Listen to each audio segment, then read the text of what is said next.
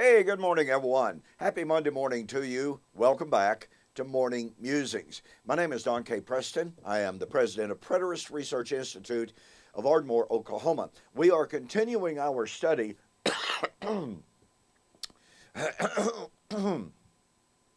me, of the Olivet Discourse. We've been focused on the parable of Jesus in Matthew 25:14 and following, the parable of the absent master. Now, as I've shared with you already, there are several parables of Jesus which are focused on a departure and a return, which of course raises the question, did Jesus in his parables tell parables about different departures and different returns? Or is it the same departure and different returns? And the reason I ask that is because many commentators recognize that in Matthew 21:33 and following, the return of the absent vineyard master and the return has to do with AD 70. They recognize that's true about the absent master in Luke chapter 19:11 and following, where a nobleman went into a far country there to receive a kingdom and and to return. My coughing, I've been a bad boy. Back to drinking coffee and not doing what I was supposed to. Sorry. I'll be better. It's so difficult. Okay, anyway. And what we've been doing is showing that the parable of the absent master specifically controls, or should, our understanding of Acts chapter 1, 9 to 11, where Jesus ascends, the apostles are watching him go. The angel says, "You men of Galilee, why do you stand gazing into the heavens? This same Jesus, whom you have seen taken from you, shall come in like manner as you have seen him go."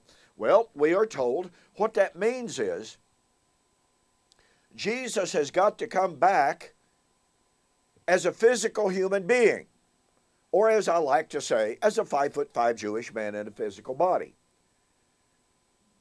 So we are told that in spite of the parables of the absent master in the return that are unequivocally applicable to Christ coming in AD 70 in judgment of Israel, we are essentially told, okay, yeah, Jesus told all these parables that had to do with his going away and his return in judgment of Israel. Oh, but wait, Acts chapter 1, even though it's his absence, and even though it's a promise of his return, it's totally different from his parabolic teaching. Now that's very difficult to justify, but it is absolutely necessary in order to maintain that Acts chapter 1 is a prediction of Christ's coming at the end of time in contradistinction to his return in judgment in AD 70 as demonstrated in his parables about the absent master. Oh, but we are told, now, Preston, it says, he shall come in like manner as you have seen him go. That's got to refer to the appearance of his body, to the substance of his body.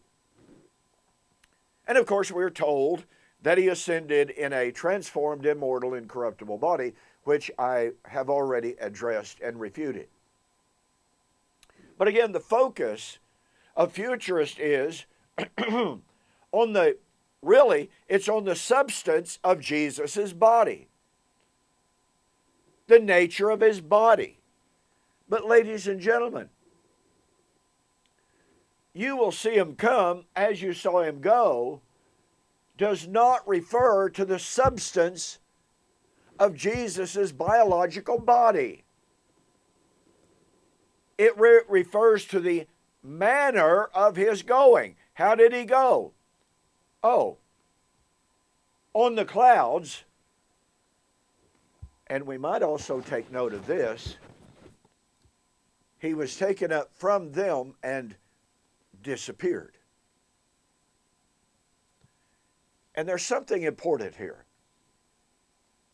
In Ephesians chapter 4, Paul says, when he ascended up on high, he led captivity captive. Now, many commentators acknowledge that what that is saying is that Christ took the righteous souls out of Hades and took them to heaven with him. Okay. So Paul, if that view is correct, then Paul is focusing on what happened, listen very carefully, in the unseen realm. In the unseen realm at the ascension.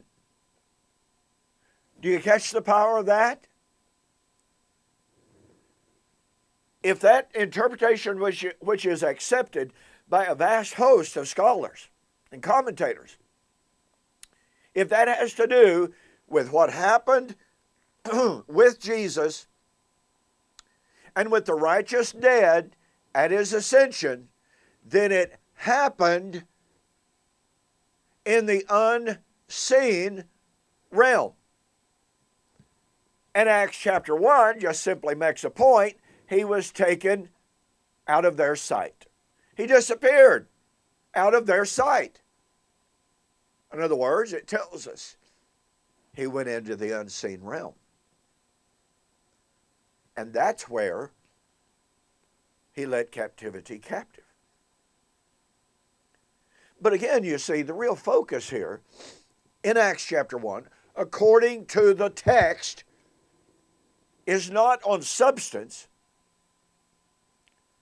It has to do with how he ascended on the clouds, taken from them out of their sight.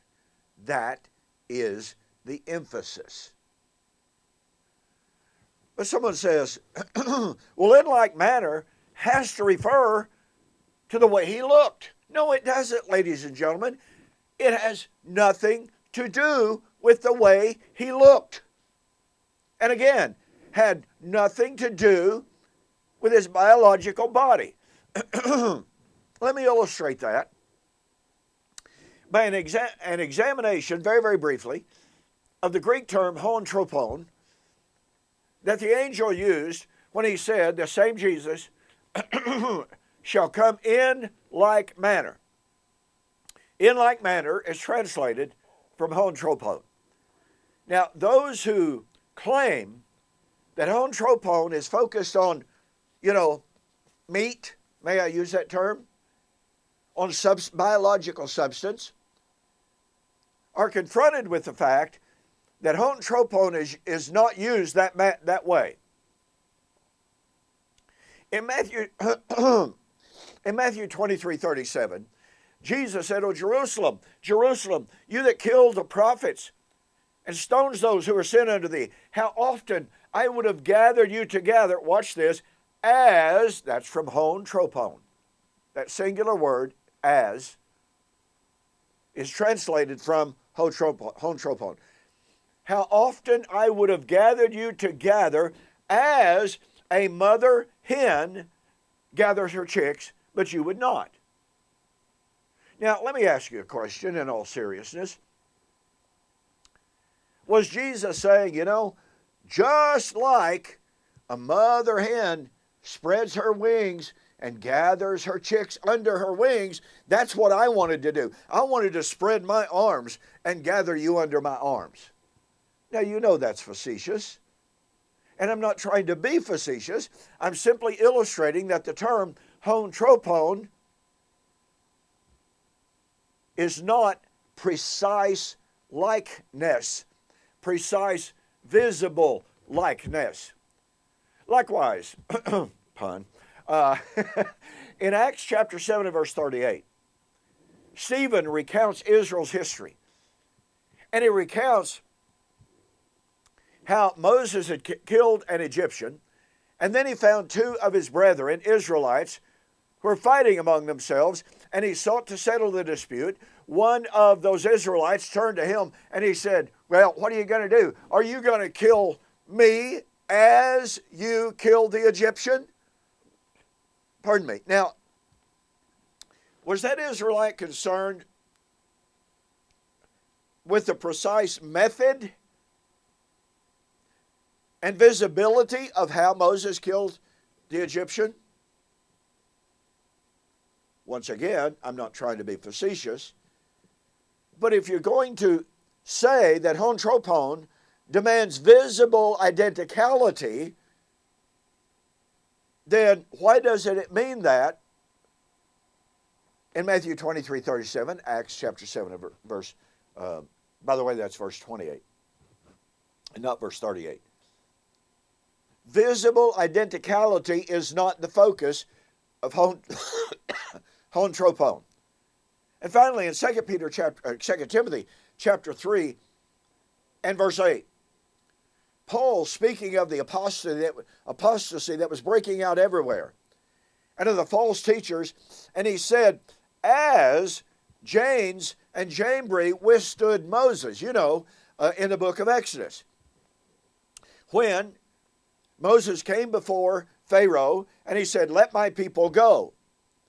Pharaoh refused, and so Moses threw down his rod, and it became a snake. He took it up again, it turned back into his rod. On that occasion, guess what?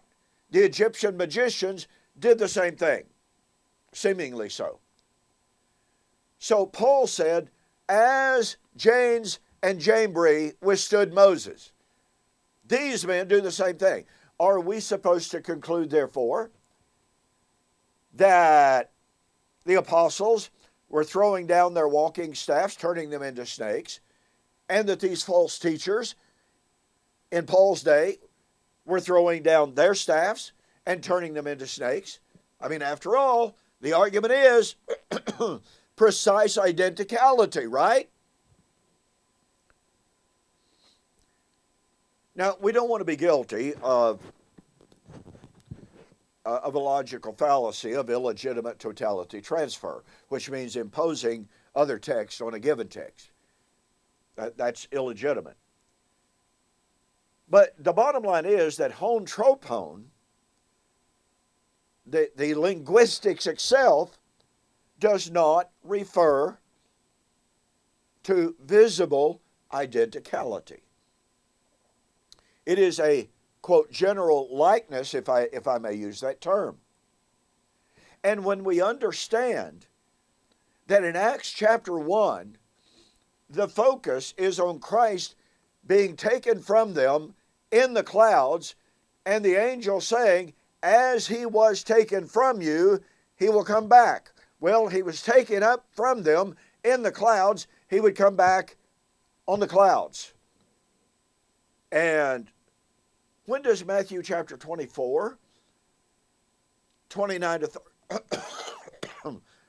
34 say that would happen?